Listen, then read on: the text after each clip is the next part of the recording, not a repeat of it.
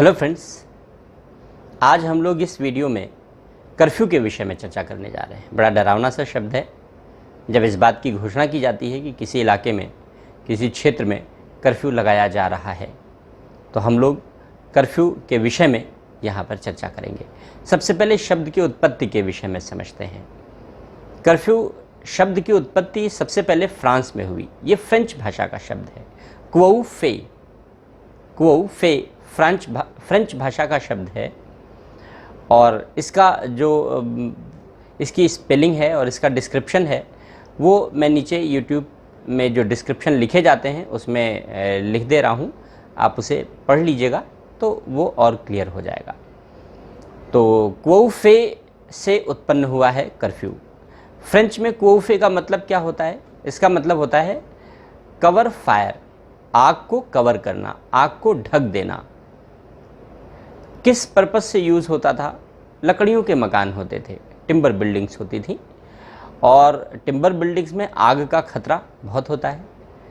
इसलिए शाम को 8 बजे बेल बजाई जाती थी और उस बेल बजते ही जितनी भी लाइट्स होती थी, आग होती थी, उनको ढकना होता था, उनको कवर करना होता था, जिससे रात में बिल्डिंग्स को जलने से बचाया जा सके।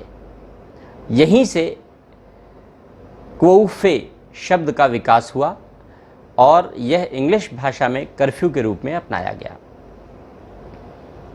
तो इंग्लिश में वो कर्फ्यू बन गया।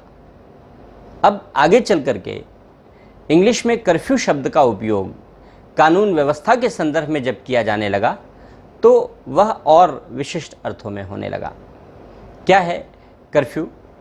कर्फ्यू कार्यपालक मजिस्ट्रेट के द्वारा, एग्जीक्यूटिव मजिस्ट्रेट्स के द्वारा, यानी डीएम, एसडीएम आदि, इनके द्वारा जारी किया जाने वाला ऐसा आदेश है जो व्यक्ति की आउटडोर एक्टिविटीज़ को बैन कर देता है। यानी व्यक्ति को घर से बाहर निकलने पर प्रतिबंधित कर दिया जाता है। किसी भी घर को पूरी तरीके से सुरक्षा के दायरे में रखा जाता है और व्यक्ति को उस घर में कैद कर दिया जाता है। तो जिस क्षेत्र में कर्फ्यू की घोषणा की जाती है उस क्षेत्र में सभी को घरों में कैद रहने की सलाह दी जाती है। घर से बाहर निकलने की इजाज़त किसी को नहीं होती और यदि कोई घर से बाहर निकलने का प्रयत्न करता है तो सुरक्षा एजेंसियां उसके खिलाफ कठोरतम कार्यवाही करती हैं। कुछ क्षेत्रों में जहां कर्फ्यू लगाया जाता है वहां गोली मारने का आदेश भी दे दिया जाता है कि अगर कोई घर से बाहर निकलेगा यानी कर्फ्यू के नियमों का उल्लंघन करेगा तो उसे देखते ही गोली मारी जा सकती है। तो कर्फ्यू की घोषणा कठोर से कठोरतम रूपों में की जा सकती है।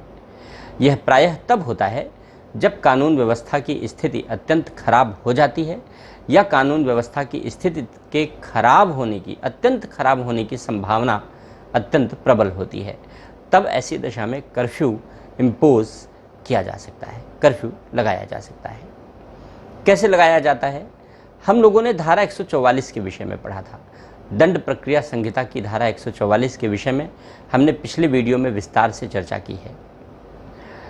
कर्फ्यू की घोषणा भी कार्यपालक मजिस्ट्रेट के द्वारा, एग्जीक्यूटिव मजिस्ट्रेट के द्वारा धारा 144 के अंतर्गत शक्तियों का प्रयोग करते हुए की जाती है और इस प्रकार कोई भी कार्यपालक मजिस्ट्रेट धारा 144 के अंतर्गत कर्फ्यू लगाने के लिए भी अधिकृत है, उसे अधिकार दिया गया है।